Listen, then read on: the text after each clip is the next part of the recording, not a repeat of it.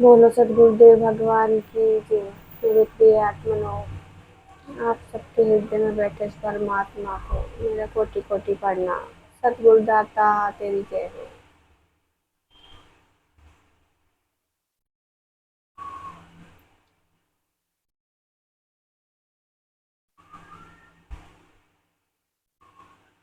मैंने कल वीडियो जो बनाई थी वो अभी जा नहीं पाई है। देख मैं रात से कोशिश कर रही हूँ उसे भेजने की, तो यहाँ नेटवर्क की समस्या है। कभी आता है, कभी चला जाता है, कभी रुक जाता है, तो इस वजह से वीडियो जा नहीं पा रही है। फिर दूसरी बात ये है कि मेरा टाइम भी नहीं लग रहा है वीडियो बनाने का। तो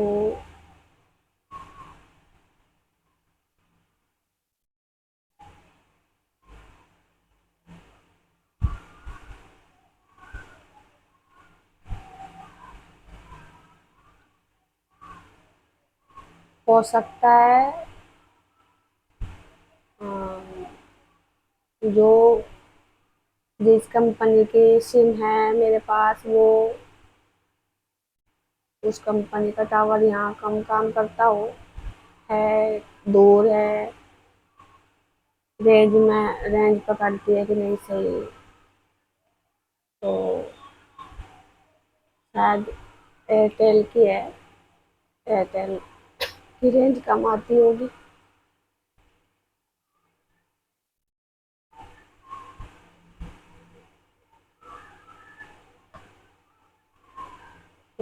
और दूसरी बात, वाईफाई से कनेक्ट है, तो वाईफाई से भी कुछ समस्या बनती होगी।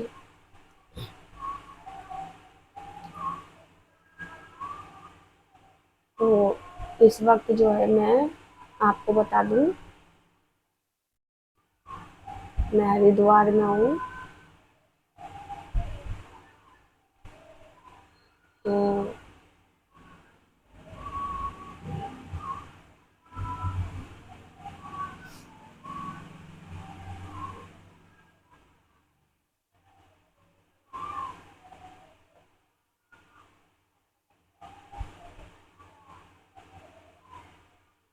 आज जो है, जो मैं वीडियो बनाऊंगी, जो कल वीडियो भेजी थी उसमें सब कुछ बता भी दिया था, लेकिन अच्छे से उसको, उसमें जो कमी है अच्छे से आपको इसमें बताती हूँ, ताकि आपको अच्छे से समझ में आए।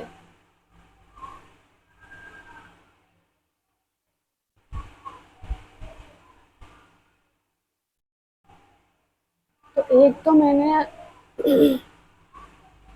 उस उस वीडियो में प्रेम के बारे में कहा, प्रेम परमात्मा है और इसमें इसकी कोई रोक टोक नहीं होनी चाहिए। दूसरे, विवाह पर बंधन लगाने को कहा था, क्योंकि विवाह ही एक बंधन है। जिस तरीके से आप लेके चले हो,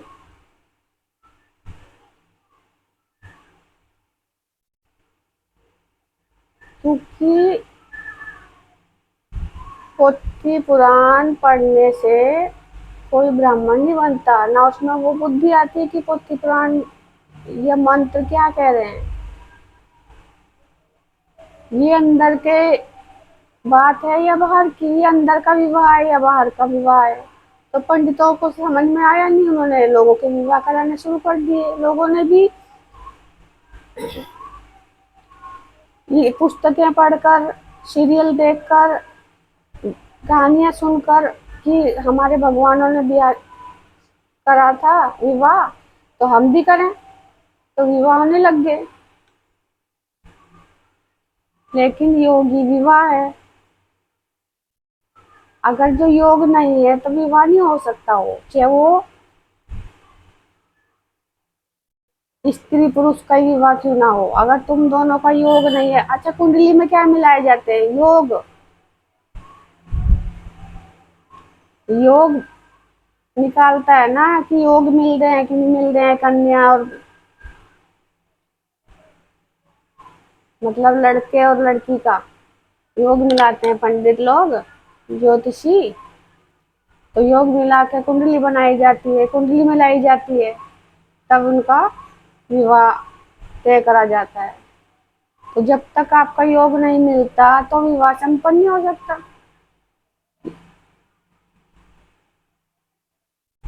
इस बात को थोड़ा बारीकी से समझो। तो उस कुंडली से योग नहीं मिलेंगे,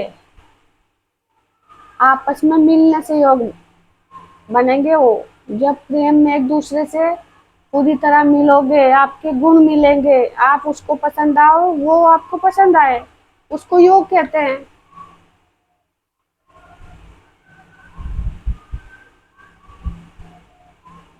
तो वो कुंडली आपकी बाहर की कुंडली योग थोड़ी मिलाती है।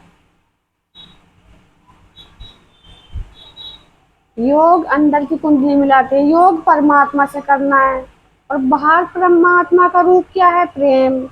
उस बाहर के प्रेम में तृप्त होकर अंदर का प्रेम जागता है, वो अंदर परमात्मा के लिए फिर प्रेम जागता है।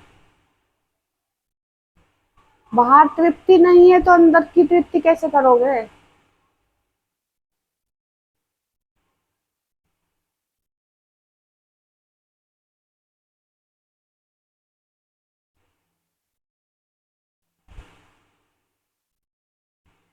इसीलिए कबीर साहब ने कहा है, प्रेमी ढूंढन में चला, प्रेमी मिला ना कोई, प्रेमी को प्रेमी मिला तब विश्व अमृत होए। ऐसी नहीं है ये दुआ। यही साधना का और जिंदगी का गूढ़ रहस्य है। तो योग पंडित, बाहर के पंडित के मिलाने से योग नहीं मिलेगा आपका। बाहर प्रेम का भी, अंदर प्रेम का योग कुंडली मिलती है, वो कुंडलिनी शक्ति है। सात चक्र, वो सात चक्र जो होते हैं वो सात फेरे दिखाते हैं। जो उसमें अग्नि जलती है, यज्ञ हवन होता है, पंडित हवन करते हैं यज्ञ बना के, वेदी बनाकर। तो वो अग्नि का, हमारी वासना में अग्नि होता है। अग्निदेव प्रकट हुए थे रामायण में, जब यज्ञ करवाया था दशरथ जी ने। अग्निदेव ही तो प्रकट हुए थे खीर का पात्र लेके। तो खीर का पात्र लेके अग्नि का क्या मतलब है? खीर का मतलब वीर्य का उठना, वही प्रसाद है। उसी प्रसाद से जो है तीन रानियों को बांटते हैं। वो तीन रानियां आपस में मिलजुल के फिर उसको खाती हैं, तब जाके परमात्मा प्रकट होते हैं, भगवान राम।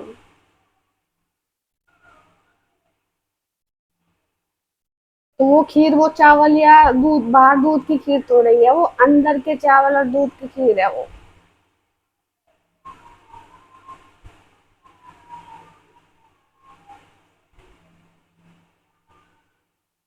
तो इसीलिए दूध में जो घी दिखाते हैं, मंथन करने से यानी कि बिलोने से वो दूध में से घी निकलता है। इसी तरह मंथन करने से वो परमात्मा प्रकट होकर ऊपर जाता है वो। जैसे दूध में घी दिखाई नहीं देता ना, तो तुम्हारे शरीर में परमात्मा है, पर किसी को दिखाई नहीं देता वो।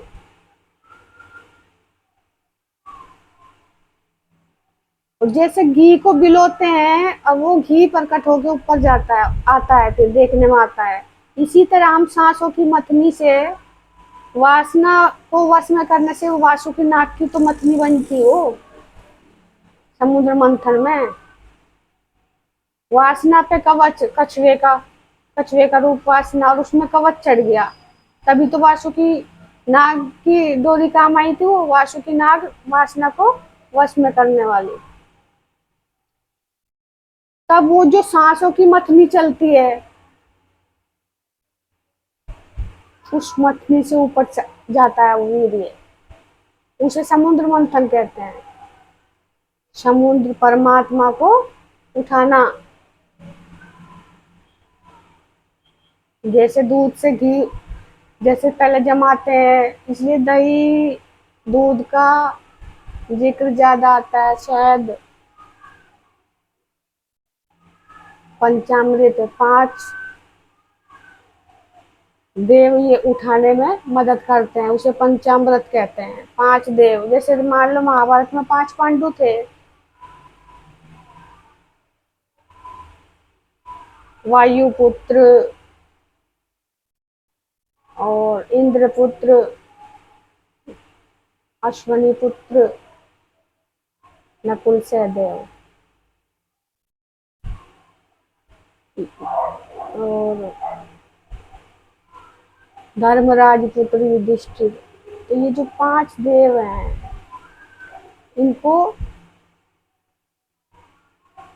वीर्य को उठाने में मदद करते हैं। ये भी ऊपर उठ के जाते हैं, उसे कहते हैं पंचामृत। वो अमृत तत्व तब प्राप्त होता है। और बाहर की पंचामृत में भी देख लो आप क्या क्या मिलाते हो, वही पंचामृत में जो जो चीज मिलती है सब अंदर की है। अब ज्यादा बारीकी से इनको बताने की कोई जरूरत नहीं है, जो मेन मेन पॉइंट है वो मैं आपको बता रही हूँ, क्योंकि ज्ञान पाना भी बहुत बाकी है, बहुत सारा। तो जो जो मेन है बताने के लिए वो मैं आपको बताऊंगी, बाकी सब लोग आप खोज ही रहे हो। मैं सिर्फ रास्ता दिखाऊंगी, मंजिल तक आप खुद पहुंच जाओगे। सच्चाई की मंजिल, यानी कि बाहर जो वेद पुराण शास्त्र है, ये मंजिल बाहर की, वो अंदर की मंजिल फिर आपको प्राप्त होगी जब इस सच्चाई को जानोगे बाहर की, तो अंदर की सच्चाई फिर आप आसानी से जान पाओगे।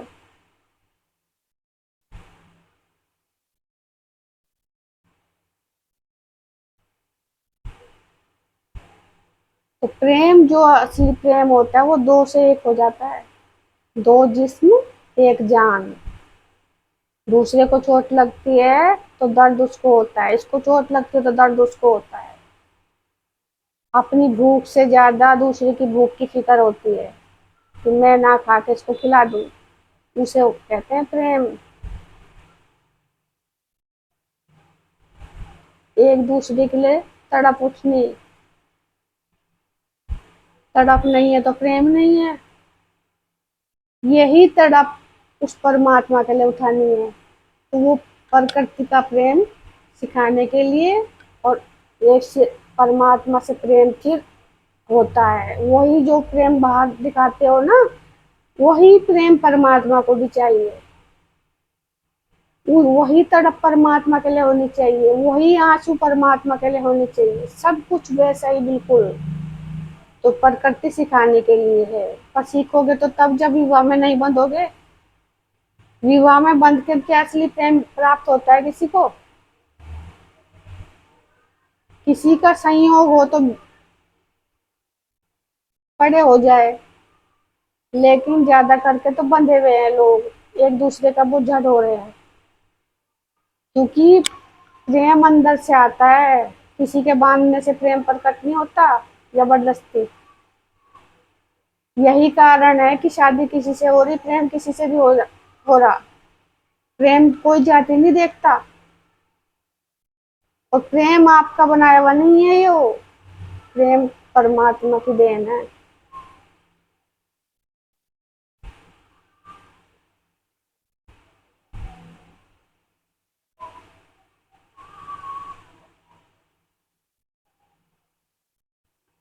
प्रेम को रोकना शैतान का काम है, क्योंकि प्रेम से परमात्मा प्रकट होते हैं।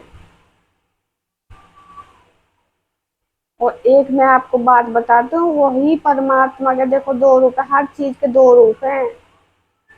वही देवता है तो वही राक्षस है, वही भगवान है तो वही शैतान है।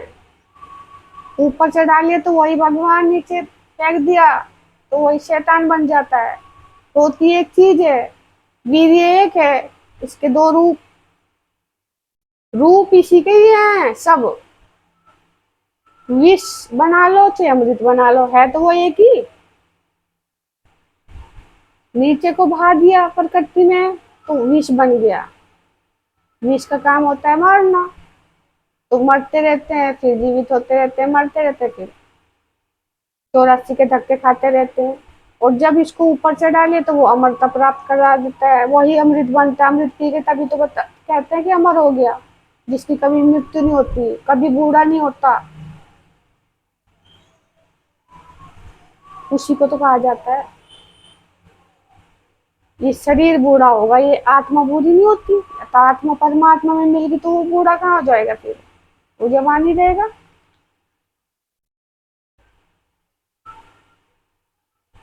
तो असली प्रेम की खोज करो। प्रेम को पाने के लिए विवाह, जो बाहर के विवाह है, ये जरूरी नहीं है। करना चाहो तो कर लो, लेकिन विवाह एक बंधन है। विवाह करके फिर बन जाओगे, मान लो फिर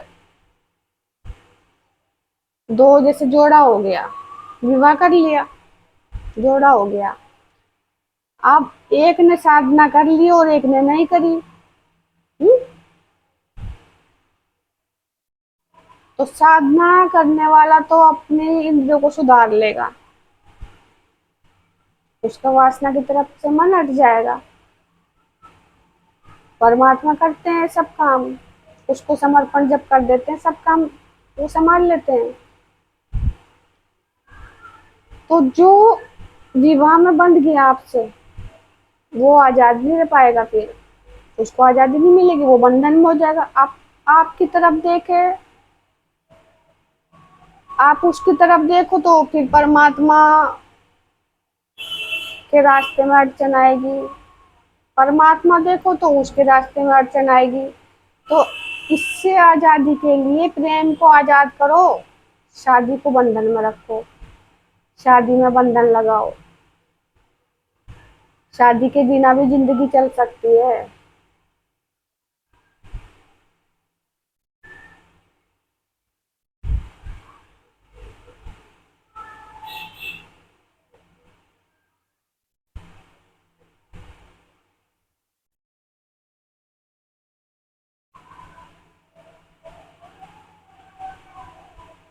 तो ये एक के करने से नहीं होगा, ये सबके करने से होगा। अगर परमात्मा की तरफ लगाना है तो ये काम भी करना होगा।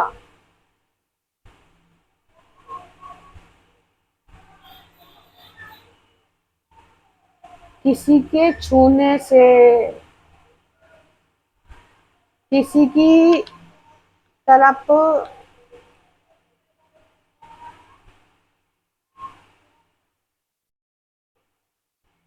अगर संभोग भी हो गया तो इंसान अपवित्र नहीं होता।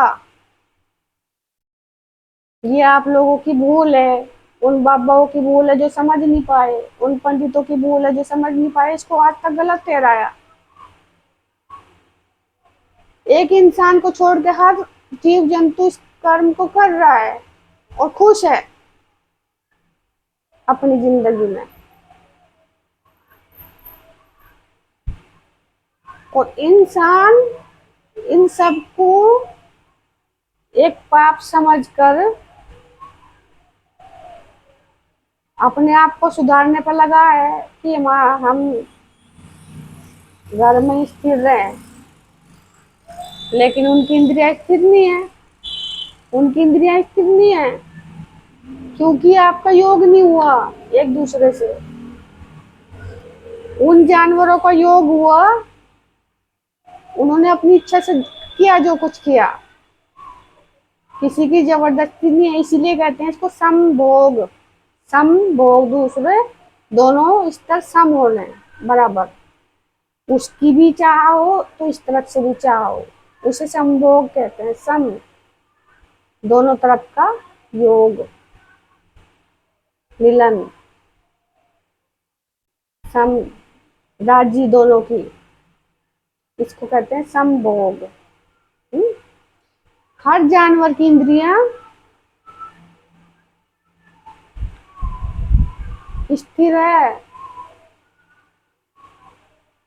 हर जानवर की इंद्रियां स्थिर है। एक मनुष्य की इंद्रियां अस्थिर है। सबसे ज्यादा नजरें खराब किसकी है? इंसान की। जबकि इंसान ने अपने शरीर पे कितने वस्त्र धारण किए हैं इसको छुपाने के लिए, इन इंद्रियों को छुपाने के लिए, तब भी इसकी नजर खराब है, इसकी नीयत खराब है, इसका मन खराब है, इसकी वासना खराब है।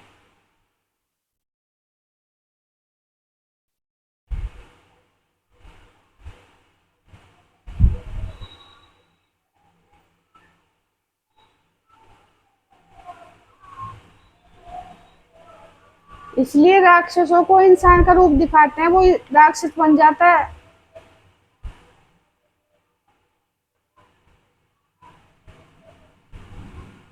किसी और जानवरों को राक्षस का रूप क्यों नहीं दिखाते? इंसान का ही क्यों दिखाते हैं? राक्षस इंसान के रूप में क्यों दिखाते हैं? वो तो इंसान ही वो राक्षस है।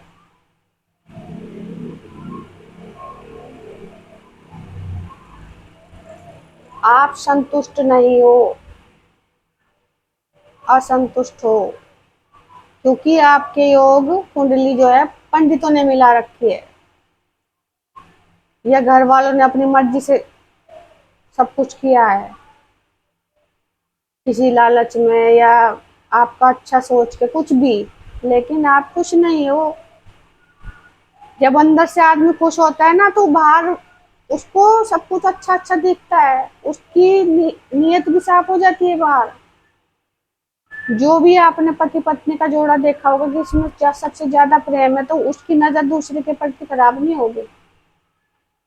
वो एक में स्थिर हो गया, खुश हो गया ना, उसको जो मिल रहा वो मिल गया। जिसने प्रेम से शादी की, ऐसे भी बहुत से जोड़े हैं, लेकिन हर शादी प्रेम से हुई और वो टिक नहीं पाई, इसका मतलब उस प्रेम में कमी थी। इसको खोजो।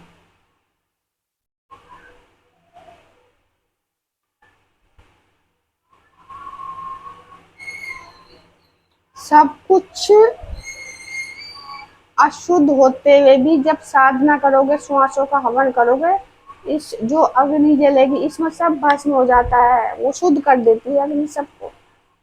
तो इंसान अपवित्र, कितना भी तुम शुद्धता वैसे कर लो, लेकिन इतने आपने साधना नहीं की, सब अपवित्र है।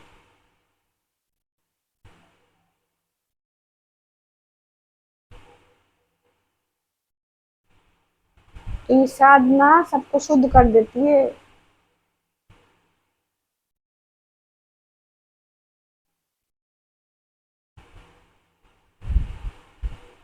आप विकारों को शुद्ध कर देती है, आपके मन को शुद्ध कर देती है, आपकी इंद्रियों को शुद्ध कर देती है, आपकी आत्मा को शुद्ध कर देती है।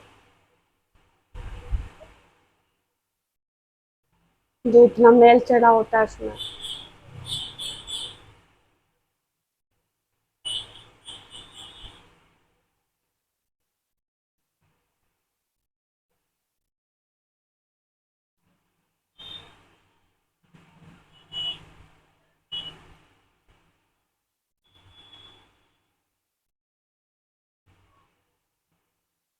आप लोगों ने कपड़ों में अपने आप को ढका है, लेकिन आप फिर भी शुद्ध नहीं हो। आपकी इंद्रियां शुद्ध है। और जीव जंतुओं ने कोई कपड़ा धारण नहीं कर रखा अपने शरीर में, पूरा नंगा शरीर है उनका, एक दूसरे को नंगा देखते हैं वो।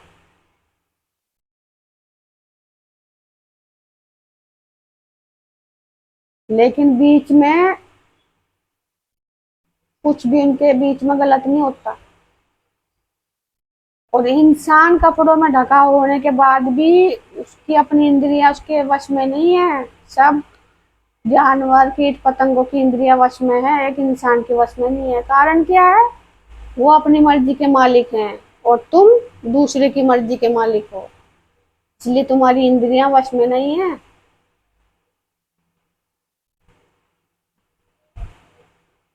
तुम दूसरे की मर्जी से चलते हो अपनी जिंदगी को, यही कारण है वो।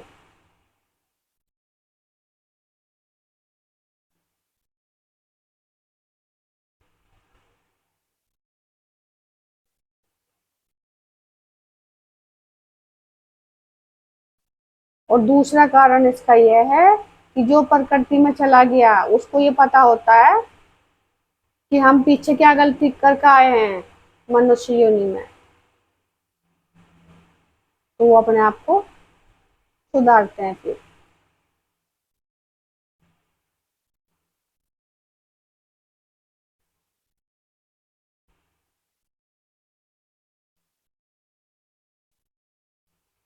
सुधारते क्या है, ये प्रकृति सिखाने के लिए परमात्मा उनके जरिए हमको सिखा रहा है।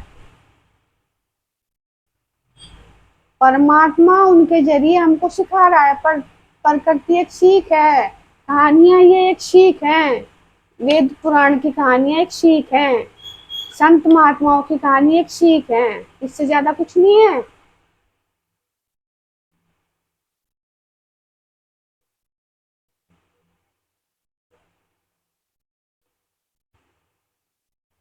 जितनी भी संतों की कहानियां हैं, इनके भेद भी खुलेंगे। जिनको आप हकीकत जान के बैठे हो ना, उनके भेद भी खुलेंगे, लेकिन धीरे धीरे।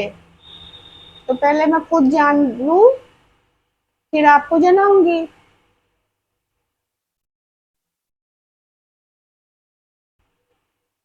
क्योंकि सबको सबूत चाहिए ना, तो सबूत तो जुटाने पड़ते हैं।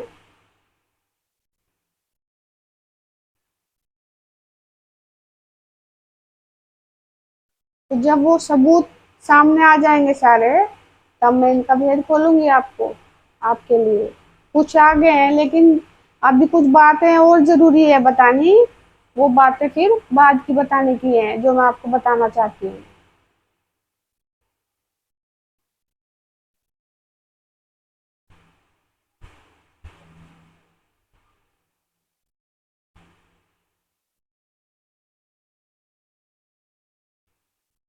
तो अब जब बचपन से आप ये सुनते आ रहे हो कि ये कर्म पाप है, पर पुरुष पर स्त्री को देखे पाप है, पर स्त्री पर पुरुष को देखे पाप है, तो आपके दिमाग में घुस गई ये बात, निकल नहीं रही, तो इसको आप पाप की नजर से देखते हो। तो इन बाबाओं के चंगुल से भी बाहर निकलो। खुल रही है ना आजकल, सबकी बाबाओं की पोल खुल रही है। जब वेद शास्त्र खुल रहे हैं, तो इनकी भी पोल खुल रही है, क्या सत्य है। जब ये शास्त्र पढ़ने वाले हैं, तो शास्त्रों को आगे रख के क्यों नहीं बताते दुनिया को।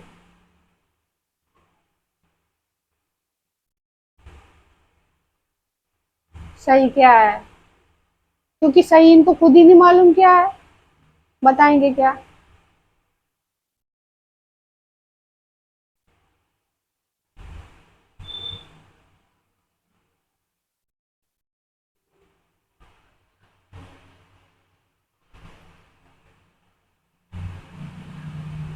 अब अंधेरा हो गया है, बहुत कोशिश की थी मैंने वीडियो बनाने की।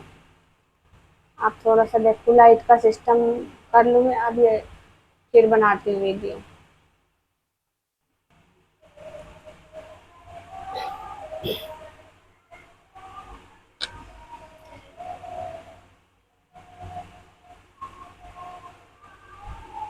अब देखो, मैं वीडियो बना रही हूँ। ये जो अब पीछे से आवाज आ रही है, इतनी भजन चल रहे हैं ना मंदिरों में, आपको आ रही होगी आवाज। ये महिलाओं को इकट्ठा करते हैं बाबा लोग, और मंदिरों में बुलाते हैं।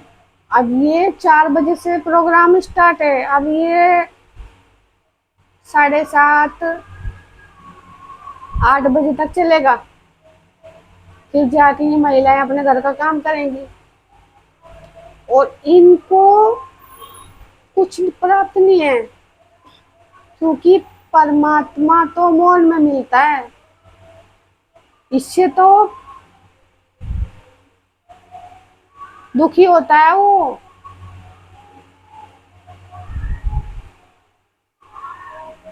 जब हम लोग दुखी हैं इस आवाज से, हम कुछ सो नहीं पाते रात को, कोई डीजा बजता है तो हम सुरक्षित नहीं समझते, तो परमात्मा को कैसे पसंद होगी ये बात।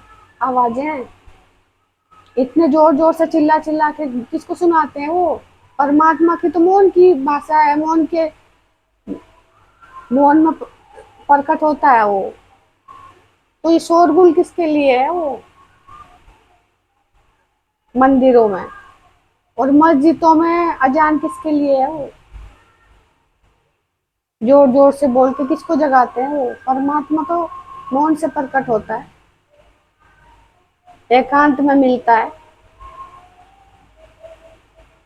तो सब पाखंड है ये, इनसे बचो। और इन मंदिरों की हकीकत आपको बताऊं, जिस दिन इन मंदिरों का चढ़ावा बंद हो जाएगा ना, उस दिन ही सब बंद हो जाएंगे अपना आप ही। सब पुजारी जो है छोड़ छोड़ के भागेंगे अपने घर को। कोई फ्री में बैठ के नहीं चिल्लाएगा वहां। आश्रमों में जितने भंडारे चलते हैं ना, उसी दिन बंद हो जाएंगे वो, जिस दिन चढ़ापा बंद हो जाएगा। वो भंडारे किसकी चढ़ापे से चल रहे, आप लोगों की। गुरु कहाँ से ला रहा, गुरु की और क्या कमाई है, आप लोगों से तो कमाई है। जिस दिन वहां भी चढ़ापा बंद हो गया, उस दिन वो आश्रम भी बंद। वो भी अपनी गद्दी छोड़ छोड़ के भागेंगे। ये जो इतना दिमाग खपा रहे हैं ना, दिमाग खपाना सही है, लेकिन जो लालच के लिए दिमाग खराब खपा रहे हैं, धन इकट्ठा करने के लिए, वो वो लोग जो है छोड़ छोड़ के भाग जाएंगे जब कुछ नहीं मिलेगा।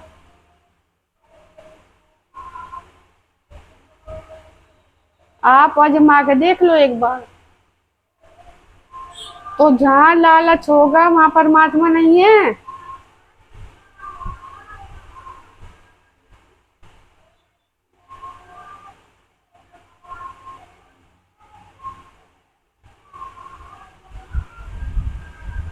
जहाँ सत्य है वहां आप, जहाँ लोभ वहां पाप, ये कबीर ने भी कहा।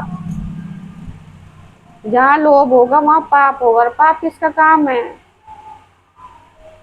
राक्षस रूप।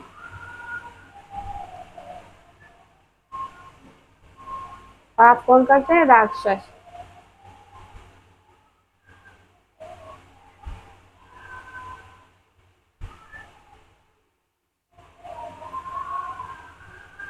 तो परमात्मा एक है, उसी के खेल हैं सब सारे।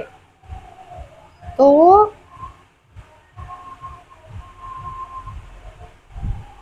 किसी भी इंसान का रिश्ता एक परमात्मा से है।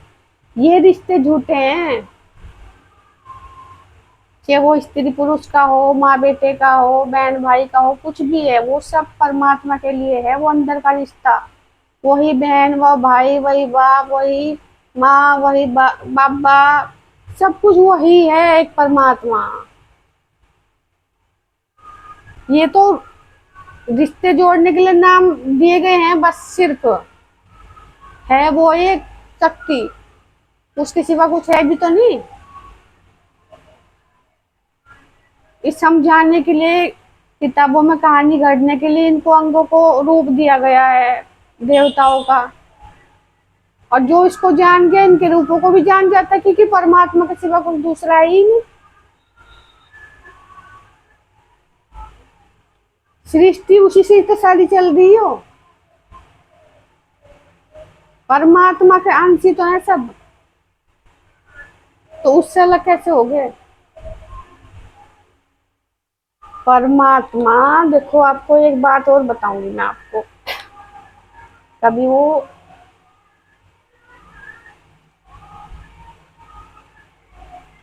कभी शायद की कोई एक वाणी सुनी थी, उसमें बताया था कि जो इसका भेद बता दे, को कौन बहन कोई भाई। अभी मेरे देखो कौन सी वीडियो में मैंने देखा था, याद नहीं है, लेकिन बहन भाई का रिश्ता मैं बताती हूँ आपको। क्या बहन भाई, हर इंसान परमात्मा, वही माँ वही पिता, ठीक है, उससे हम पैदा हुए, तो माता भी वही पिता भी वही, सब कुछ वही है, सब रिश्ते भी उसी से ही हैं। तो चलो थोड़ा सा इसको और छोटा करके बताती हूँ मैं। जैसे आपने आरती में भी सुना होगा, मात पिता तुम मेरे, शरण गहूँ मैं किसकी। तो परमात्मा ही माता, परमात्मा ही पिता, और उस पिता की संतान परम पिता परमात्मा, उस पिता की संतान क्या है? हम सारी आत्माएं, सारी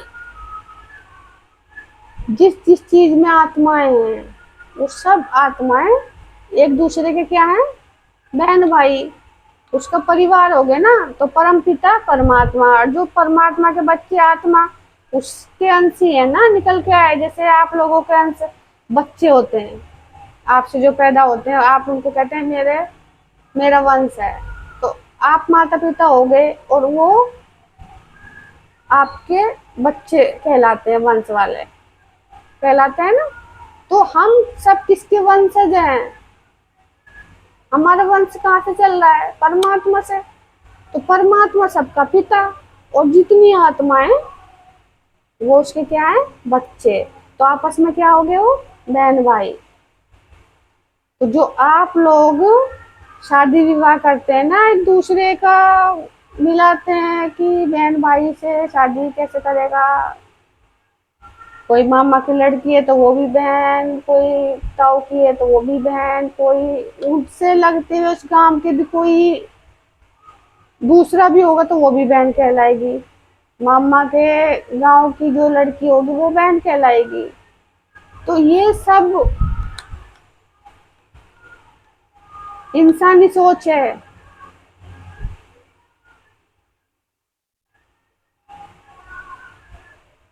परमात्मा की तरफ से सब बहन भाई हैं ये। तो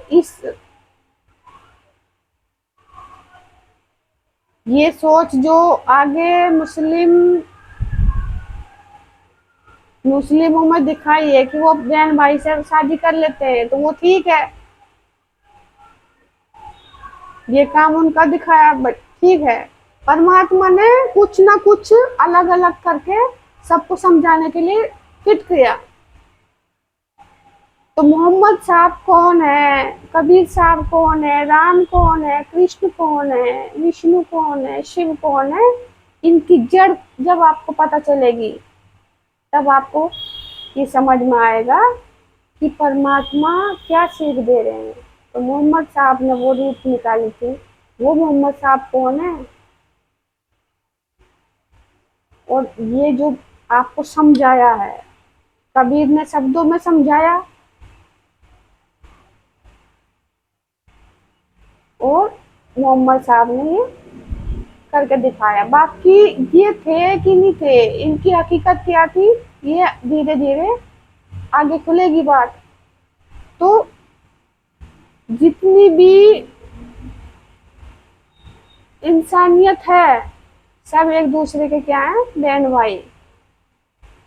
ये जो शरीर से पैदा करते हैं, ये असली के माता पिता नहीं है, वो असली का माता पिता परमात्मा है। इसीलिए ये इस आत्मा को सनातन कहा गया है, परमात्मा को सनातन कहा गया है।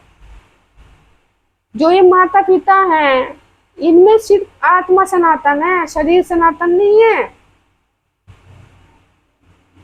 शरीर मिटने वाला है, प्रकृति मिटने वाली है, परमात्मा कभी मिटने वाला नहीं है, आत्मा कभी मिटने वाली नहीं है। तो सही असली रिश्ता वो है हमारा। इसलिए सब सनातन है, क्योंकि जो आत्मा हिंदू में है वही मुस्लिम में, वही सिख में, वही ईसाई में, वही यहूदी में, अन्य सब में वही आत्मा है।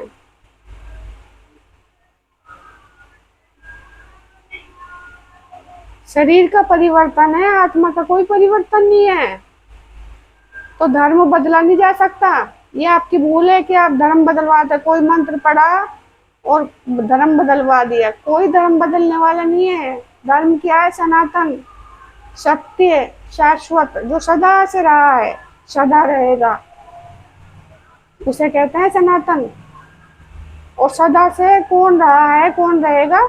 सनातन, सत्य, परमात्मा, आत्मा, उसे सनातन कहते हैं। तो आप लोगों को शर्म क्यों आती है सनातन बोलने में कि हम सनातन है। सनातन कोई जातिवाद थोड़ा ही है। रुक जा एक मिनट, एक मिनट। तो मुस्लिम, सुना है मैंने बहुतों को कहते हुए, तो मुस्लिम अपने आप को सनातन कहने में शर्माते हैं। हुँ? जन्म से कोई हिंदू मुस्लिम सिख ईसाई नहीं है, सनातन है। और यही सनातन रहेगा।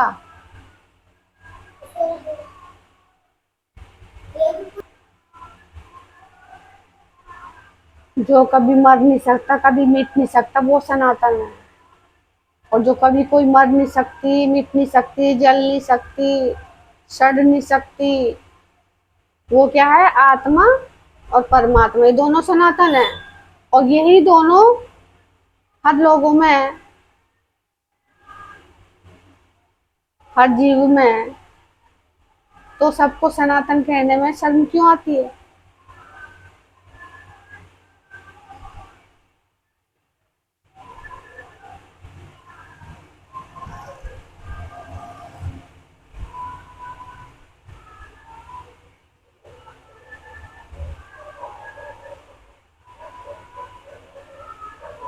उस सनातन को पहचानो।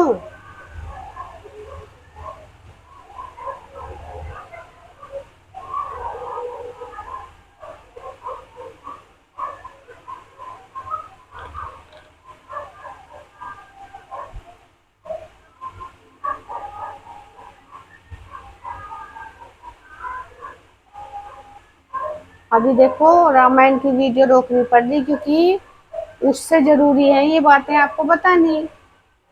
और बताना भी बहुत कुछ है, तो मैं यही तो हो जाती हूँ, कहाँ से स्टार्ट करूँ, क्या आपको पहले बताऊँ।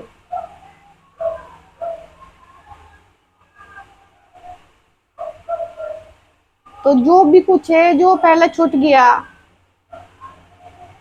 उसे छोड़ दो। मैं धीरे धीरे करके उन पहली बातों को, जो मैंने बताया कि मैं बाद में बताऊंगी, सब बताऊंगी मैं, ठीक है। लेकिन अभी जो जरूरी है वो पहले बताना जरूरी है। कहानियां तो चलती रहती है, ये पुराणों की कहानियां हैं, चलती रहेगी साथ साथ में। तो रामायण की भी कथा सुनाऊंगी मैं, महाभारत की भी सुनाऊंगी, जो जो मैंने कहा सब कुछ बताऊंगी, मेरे सब कुछ याद है। अभी मैं सिर्फ, जब मैंने आपको ये भी कहा था, मैंने आपको मैं पारस मणि के बारे में बताऊंगी।